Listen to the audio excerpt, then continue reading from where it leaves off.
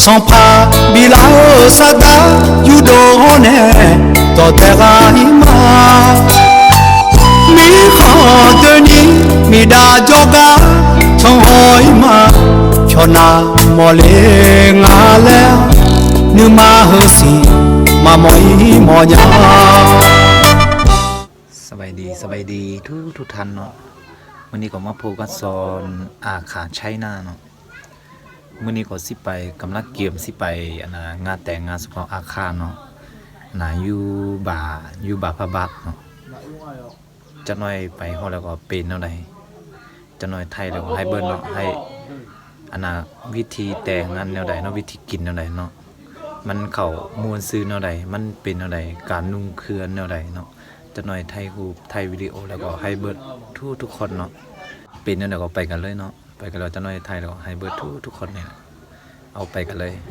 นี่กำลังไปเนาะไปนั่นแหละไปงานแต่งงานของสมภพอาคารเนาะแล้วมาจากเรานุ่งเครื่องนุ่งเครื่องแบบใดเนาะไปห้องยอดแล้วก็ให้เราให้เบิร์ดทางก็ไม่ค่อยดีแต่ว่าส่วนนี้ก็บ่ได้ฝนแล้วก็บ่ค่อยเนาะบ่ค่อยมีน้ำถ้าว่ามีน้ำก็ไปก็อันทันยากหน่อยนึงแต่ว่าทันนี้ถ้าว่ามีน้ำนี่ไปบ่ได้เนาะมันทาเล่นๆถ้าไปสวนยางเนาะแล้วก็มันถ้าเอาไปบ้านมาพระบ้านได้เนาะเอาไป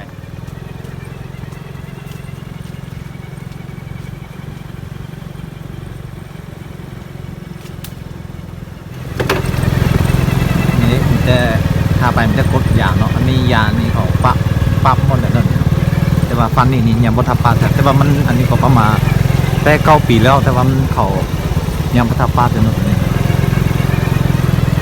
แต่ก็เดือนนี้ก็พาประมาณ2-3 เดือนเนี่ยประมาณให้เดือน3บ่เดือน4นี่เขาเริ่มแล้วเนาะเริ่มสิปั๊บแล้วเนาะถ้าก็อาจจะบ่ได้ไกลเนาะไปงานแต่งงานเนาะขอสมอาคารไปบ้านอันดับได้ไก่ประมาณลาด2 ล้านเนี่ยจะน้อยกว่าห้องเนาะเดี๋ยวนี้มาห้องเลยเนาะเดี๋ยวนี้มาห้องอยู่บ้านเนาะเดี๋ยวนี้งานแต่งงานเป็นอะไรไปเบิดเลยเนาะไปกันเลยเนาะจะน้อยไปห้องอยู่แล้วไทยเบิดดิจะน้อยไปห้องอยู่แล้วไทยให้มันเบิดตึมเนาะเป็นอะไรเนาะ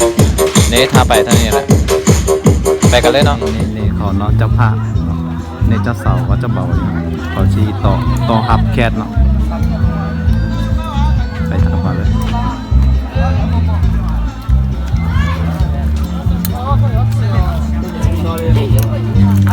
นี่เจ้าเสาเจ้าเบานี่เจ้าเสา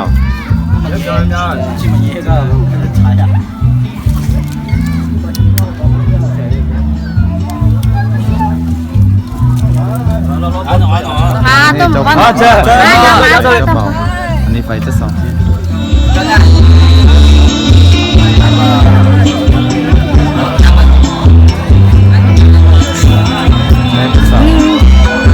แบบนี้ใช่ไหม